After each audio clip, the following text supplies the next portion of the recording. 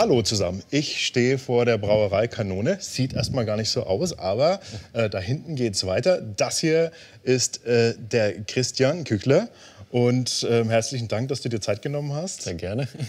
Uns ein bisschen die Brauerei zu zeigen und vorzustellen und einfach, ja, dass wir die Gelegenheit haben, dein Gesicht zu diesem Bier auch kennenlernen zu dürfen. Woher kommt denn der Name Kanone Brauerei? Weil ich meine, ihr habt auch eine Kanone auf dem Logo. Genau. Das Ganze ist daher entstanden, dass es früher es gab eine Burg in Nürnberg, in Nürnberg, in Schneidach gibt es eine Burg. Oder die Feste Rothenberg, ne? Eine Festung, Rothenberg, genau. Und diese Kanoniere wurde nachgesagt, dass die sehr viel bei uns im Gasthaus verbracht haben. Gute Kundschaft quasi. Genau, die uns unser Bier scheinbar sehr gut geschmeckt hat. Und daher kommt der Name, dass eben die Kanoniere von der Rothenberger Burg, beziehungsweise jetzt Festung, hier verkehrt sind. Und daher kommt der Name Kanone. Christian, wir gucken uns jetzt einfach mal entspannt die Brauerei an und wir quatschen einfach so ein bisschen, oder? Genau, wir laufen mal durch. Wir schauen, wie das so alles passiert bei uns, was die Räumlichkeiten sind, wie das vonstatten geht. Aber es ist eigentlich so machen wir recht das. Spannend. Auf geht's. Komm. Jetzt sind wir da, wo es losgeht, wenn man ein Bier braut, ne, Christian? Ja, genau. Was ist denn das Ungetüm hier? Das Ungetüm hier ist eine Schrotmühle. Also hier unten befindet sich die Schrotmühle, eine Vierwalzen-Schrotmühle. Und hier oben haben wir die Waage, die quasi die Malzmenge abwiegt, die wir dann später vermahlen. Dann wird das Ganze gebrochen. Also wir mahlen das Ganze nicht als Mehl, sondern wir brechen das Korn und wollen aber dabei die Schale erhalten. Also die Außenhaut, Spelze nennt man das.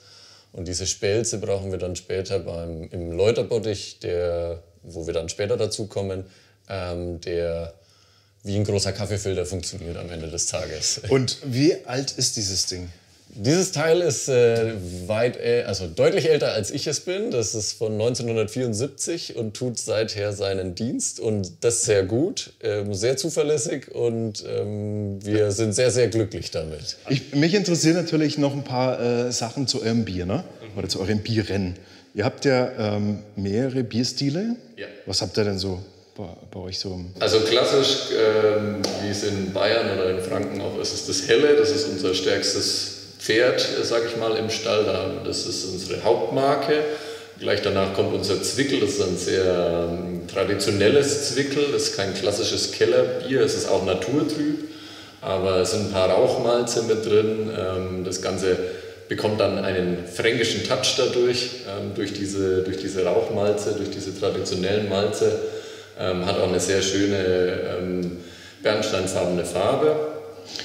Auf das Bier gehe ich gleich noch mal gezielt ein, aus folgenden Gründen, die gleich kommen. Was ist noch? Zwickel dann und haben wir Pils. Klassisches fränkisches Pils, auch recht bitter für ein fränkisches Pils mit 30 Bittereinheiten oder 33. Dann haben wir noch ein Export, das nennt sich bei uns 12,5er, weil wir zum 125-jährigen Jubiläum 2011 haben wir dieses Bier eingebraut. Und wegen 125 Jahre, 12,5% Stammwürze, haben wir es dann 12,5er genannt. Und dann haben wir noch ein dunkles. In dem dunklen, das ist auch ein sehr traditionelles, dunkles Bier mit Röstmalz. Also man schmeckt auch tatsächlich, dass da geröstetes Malz drin ist. Und auch Rauchmalz. Du hast mir auch, glaube ich, mal geschrieben, auch dazu komme ich gleich, dass das irgendwie aus dem Oberfränkischen kommt, ne, bei euch. Genau, Johann Löhr ist mein Ur-Opa, glaube ich, oder vielleicht nochmal Ur, auf jeden Fall ein Vorfahre von mir und der kam aus Hollfeld, das ist in der fränkischen Schweiz, in der Nähe von Bamberg und ja, Bamberg oder die Region um Bamberg ist natürlich sehr geprägt von Rauchmalz. Kennt man ja auch eine Brauerei, die sehr bekannt ist für ihr Rauchbier. Und dann haben wir uns gedacht, wir wollen das Ganze ein bisschen interpretieren, dass wir die Vorfahren etwas mit in das Bier hineinbringen. Jetzt nicht, dass es super alt und verstaubt ist, sondern dass wir einfach diesen Touch Rauchmalz mit reinbekommen. Um diese Verbindung zu dem Johann Löhr herzustellen, der damals eben sich dann in Schneidach niedergelassen hat und das Ganze hier zum Leben erweckt hat oder eben das Brauhandwerk hierher gebracht hat. Und jetzt kommt der Hinweis auf das Zwickelbier. Es hat jetzt nämlich für mich persönlich eine große Bedeutung. Und da wechseln wir kurz nochmal die Position und dann erzähle ich euch die Geschichte. So, hier die nächste Station. Der Whirlpool. Und es klingt immer so, als dürften sich Brauer oder Brauerinnen dann irgendwann mal ausruhen, so zurücklehnen in den Whirlpool rein, ne? Mit dem Blubberblasen. Nee, dem ist nicht so. Einfach ganz kurz, für was braucht man den Whirlpool?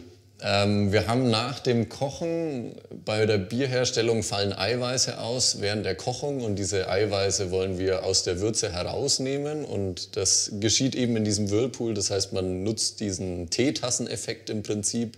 Man versetzt die Flüssigkeit in Rotation einfach durch das Einpumpen der Flüssigkeit und dann setzt sich in der Mitte dann der Heißtrub ab durch die Strömungen, die es in diesem Gefäß dann gibt. Und ja, das ist eigentlich die ganze Magie. Also das ist eigentlich nur ein bisschen Physik und mehr nicht. Wird schon mal hübscher gemacht dadurch. Genau, wird ein bisschen klarer dadurch und genau, die Eiweiße, die sonst die Hefe ein bisschen verschmieren würden, die nehmen wir dadurch raus. Ja. Jetzt kommt natürlich das Kanone-Zwickel. Ne? Das hat jetzt für mich persönlich eine besondere Bedeutung, habe ich vorhin gerade schon gesagt. Ich möchte es euch natürlich auch noch mitgeben, warum. Ich habe dieses Bier nämlich dabei gehabt, als ich meine Diplom-Biersommelier-Ausbildung gemacht habe, die Prüfung. Da musste man ein Bier vorstellen. Und ich habe dieses Bier dabei gehabt, weil das ist gerade so mein Daily Driver. Das ist so das Bier, das trinke ich einfach wirklich, da mache ich mir auch gar keinen Kopf, sondern das ist einfach so mein Daily Bierchen, das sage ich immer. Und da habe ich mir durch 2 Fläschchen mitgenommen nach Österreich. Ja? Und hat ideal gepasst, da wollte ich natürlich dann das Bier vorstellen. Habe den Christian auch angeschrieben, weil ich keine großen Informationen gefunden habe. Und er hat mir auch geantwortet und hat mir dann ein bisschen die Geschichte erzählt, noch der Brauerei. Genau. Und dann habe ich erfahren auch, weil ich ihn gefragt habe, hey, sag mal, das ist ein Zwickelbier, ja okay, es ist auch würzig, wie man es vom Kellerbier kennt, aber da ist so ein Touch Frucht drin und ich weiß nicht, das war früher nicht so billig mir ein. Was hat es damit auf sich? Ja, ich habe vorhin das ja schon angerissen, dass wir die Rauchmalze in die Biere bringen, um das ganze Fränkische in die Biere zu packen und unsere Verwurzelung in der Region quasi damit auszudrücken. Und da ich ja jetzt die nächste Generation der Brauerei Kanone sein darf, wollten wir da ein bisschen modernere Hopfensorten und traditionelle Bierstile miteinander etwas vereinen. Und deswegen verwenden wir beim Zwickel Mandarina Bavaria. Das ist eine Hopfensorte, die nach Mandarine oder nach Frucht im Prinzip riecht und diese Aromen eben da reinbringt. Und da haben wir uns gedacht, wir haben uns tatsächlich was bei diesem Bier gedacht, dass wir damit die Tradition und Moderne ein bisschen vereinen können. Also das Traditionelle mit dem Rauchmalz und auf der anderen Seite eben den Mandarina Bavaria Hopfen, der eben das Ganze etwas kickt. Ich finde das super, dass das passiert. Ihr kennt uns, deshalb ist der Begriff vielleicht euch nicht unbekannt. Wir haben ihn öfters schon in den Mund genommen. Wir sagen da mal Traditionsbier Plus dazu.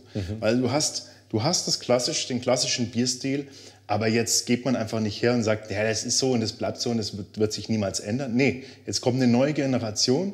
Die neue Generation weiß, hey, unsere Generation, die junge Generation, die ist auch aufgewachsen mit diesen neuen Hopfen. Wir kennen es aus dem Craft-Bieren, da oft zu viel, aber man kennt es einfach aus den Bereichen. Genau. Und jetzt finden wir das wieder in so einem traditionellen Bier und auf einmal macht es so wow, weil es ist wie so ein kleiner Kick, wie so ein kleiner Boost, wie so ein kleiner Punch, sage ich immer. Genau, ja. Also das klasse, finde ich super, dass ihr das macht, weil ich glaube, das ist eine große Chance, die Grätsche zu kriegen zwischen Tradition und Moderne. Ja.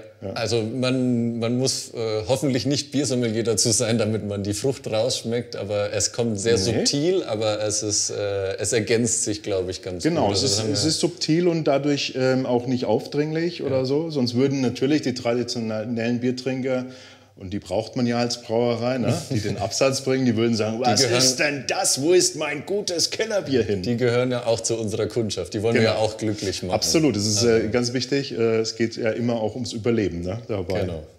Super, also das ist jetzt die kleine Geschichte zum Zwickel und das kam auch gut an. Und da ich erfolgreich die Prüfung bestanden habe, kann ich voller Stolz sagen, ihr seid teilweise schuld mit daran, dass ich positiv bestanden habe. Im positiven Sinne. Im positiven Sinne, ja. Das ist gut. Kalt ist es, wir sind im Gergheller. Genau. Und haben hier wie viel Grad? Das Bier vergärt hier bei 9 bis 10 Grad und Raumtemperatur ja um die 8, würde ich mal sagen. Also es ist für den Frühling etwas frisch. Untergärige Hefe, ihr wisst Bescheid, die mag es schön kalt. Das kriegt sie hier. Genau. Und da lagert das Bier jetzt zum Gären, lagert nicht, es gärt in den Genau, also Tanks. die Hefe frisst im Prinzip den Malzzucker, den wir im Sudhaus gewonnen haben. Und das Ganze dauert circa eine Woche, 7 bis 10 Tage, je nachdem. Wir stressen die Hefe jetzt dann nicht, wenn die noch 2 Tage oder einen Tag länger braucht, dann ist es so. Die Zeit geben wir ihr. Genau, und das ist ein wichtiger Punkt, den du jetzt gerade gesagt hast. Wir geben dem ganzen Prozess, dem Bier auch Zeit. Ja. Ja? Und das spricht natürlich dafür, dass so eine, sagen wir mal, kleinere Privatbrauerei sich auch der Tradition verhaftet fühlt und sagt, so wurde das eigentlich auch schon immer gemacht. Genau.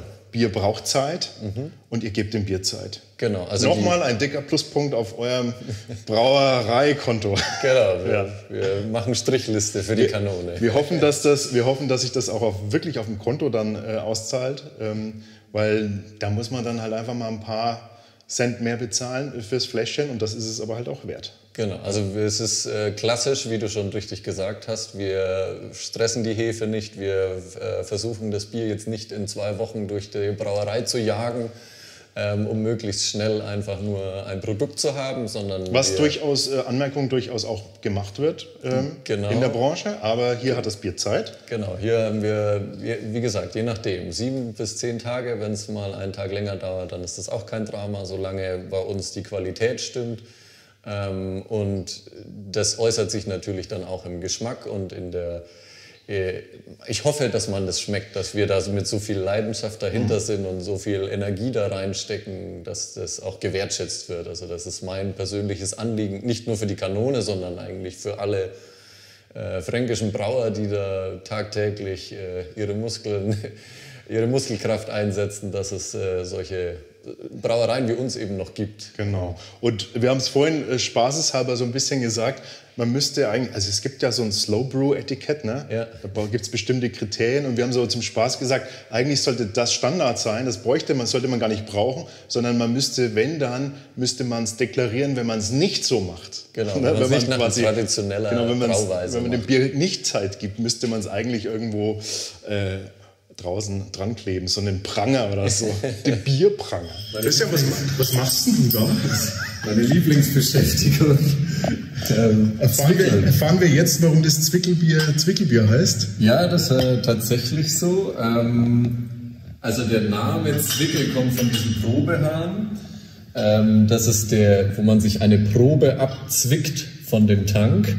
Und genau, deswegen ist eigentlich jedes Bier, das unfiltriert ist, auch ein Zwickelbier. Aber in unserem Fall ist es halt unser Zwickelbier ist eigentlich ein Kellerbier, bloß eben interpretiert, wie ich es vorhin dargestellt habe, mit Rauchmalz und so weiter. Deswegen, ja, das probieren wir jetzt einfach mal. Ich habe schon gemeint, ich kriege gar nichts mehr zu trinken. Der Wahnsinn. Schau an.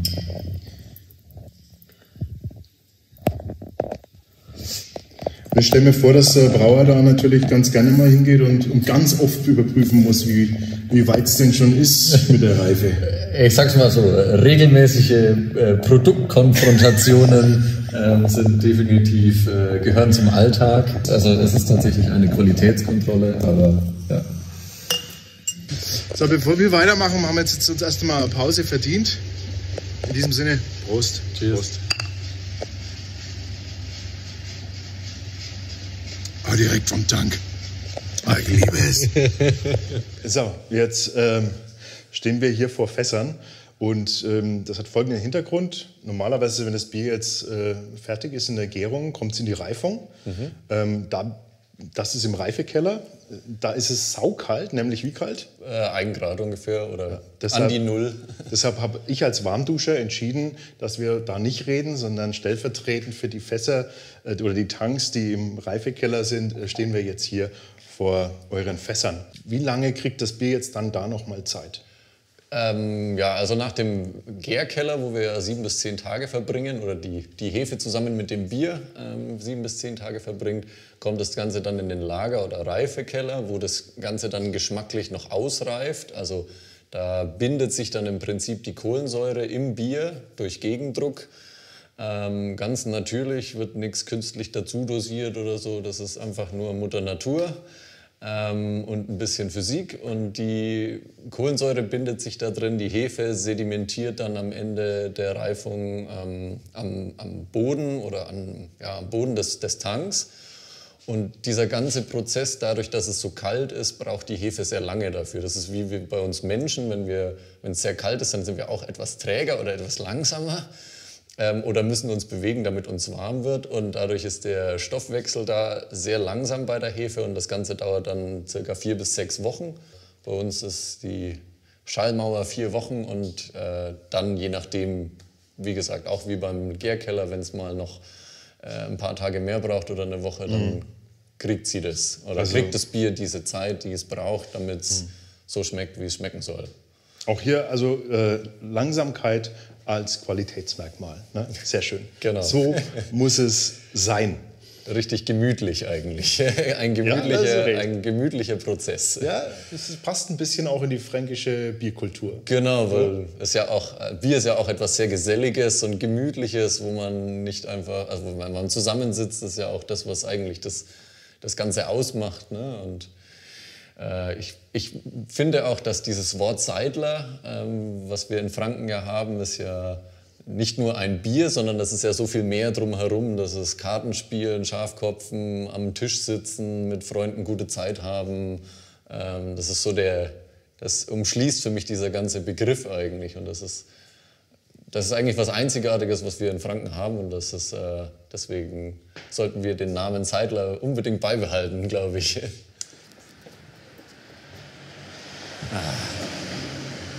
So, das war der kleine Einblick in die Brauerei Kanone. Herzlichen Dank dafür, dass du dir da die Zeit genommen hast. Gerne. Ich fand es super interessant.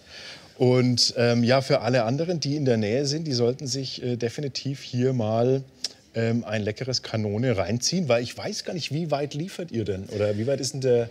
Unser Einzugskreis, nenne ich es mal, ist eigentlich so mehr oder weniger um den Schornstein rum. Auch Nürnberg, Fürth und Erlangen gehört da dazu. Das weiteste, was wir, glaube ich, liefern, ist Schwabach. Und das sind so 40 Kilometer roundabout. Genau, aber eigentlich, wir verstehen uns als regionaler Arbeitgeber, als regionale Brauerei. Deswegen ist unser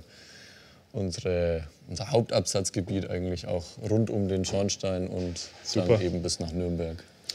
Aber jetzt muss ich schon noch mal fragen, Christian, wir haben ja jetzt vorhin erfahren, und das ist so, jetzt merkst du schon, das ist mein Steckenpferd, die Geschichte mit die Moderne ein bisschen reinbringen. Ne? Ja. Du bist ja eine neue Generation, eine neue Brauergeneration dann auch, oder eine Brauerei-Führungsgeneration.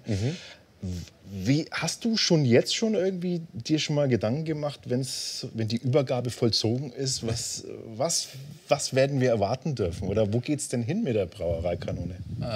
Also mir ist es ganz, ganz wichtig, dass der Kern der Brauerei Kanone eigentlich erhalten bleibt. Also dass die Ursprünge immer noch erhalten bleiben, weil wir sind ein sehr altes Unternehmen mit fast 135 Jahren oder 135 Jahren. Das soll auf gar keinen Fall verloren gehen. Der Kern der Brauerei Kanone und unsere Geschichte, aber wir möchten, oder ich versuche das dann mit Sicherheit auch etwas moderner zu orientieren, wenn es auch nur eben einen bestimmten Hopfen mal in ein traditionelles Bier mit reinbringen ist. Aber so verstehe ich das Ganze eigentlich, und wir wollen uns eigentlich etablieren und weiterhin präsent sein.